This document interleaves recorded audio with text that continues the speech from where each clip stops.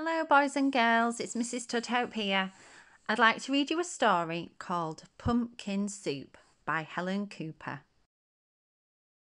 Deep in the woods there's an old white cabin with pumpkins in the garden. There's a good smell of soup, and at night, with luck, you might see a bagpiping cat through the window, and a squirrel with a banjo, and a small singing duck. Pumpkin soup, the best you've ever tasted. Made by the cat, who slices up the pumpkin. Made by the squirrel, who stirs in the water.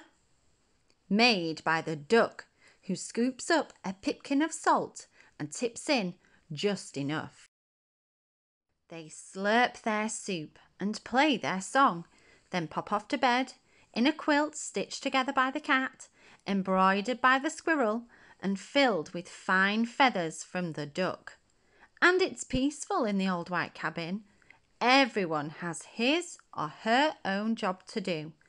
Everyone is happy, or so it seems. But one morning the duck woke up early. He tiptoed into the kitchen and smiled at the squirrel's special spoon. "Wouldn't it be fine," he murmured, "if I could be the head cook?" He drew up a stool, hopped on top, and reached until his beak just touched the tip of the spoon. Kerplunk! Down it clattered. Then the duck trotted back to the bedroom, held up the spoon and said, "Today it's my turn to stir the soup."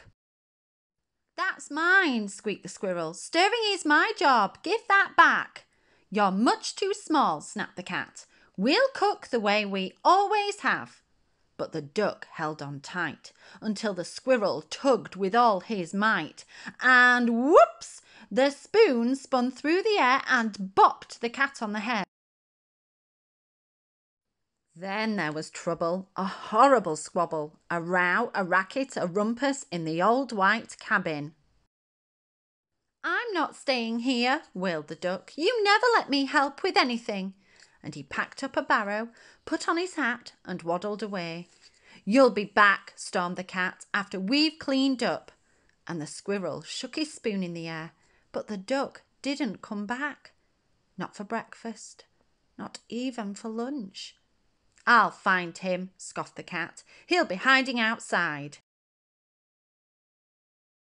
"I bet he's in the pumpkin patch." But the duck was not in the pumpkin patch. They could not find him anywhere. So they waited all that long afternoon.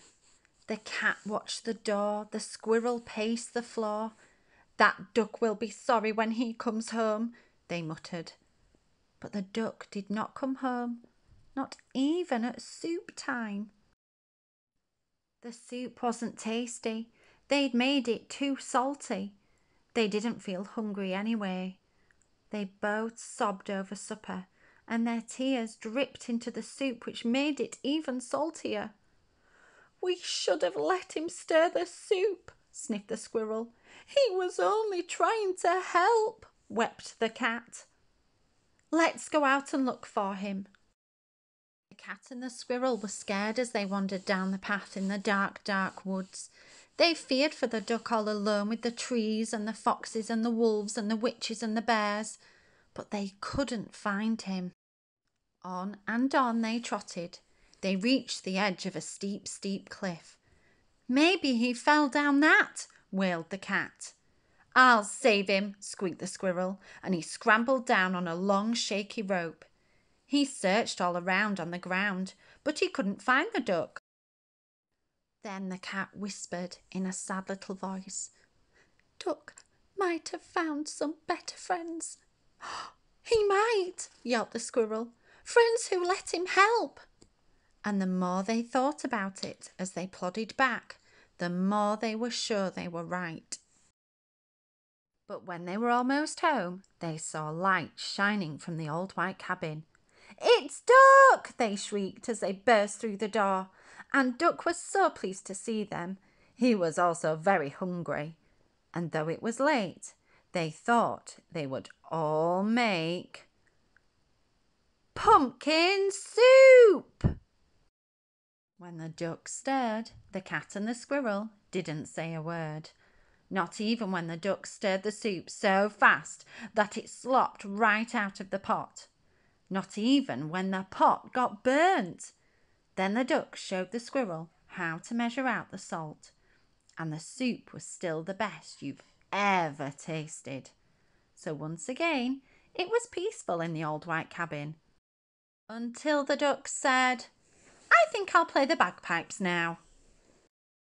Uh-oh, they're arguing again. Well, that's the end of our story, and I hope you enjoyed it. Okay, see you later, everybody. Take care. Bye.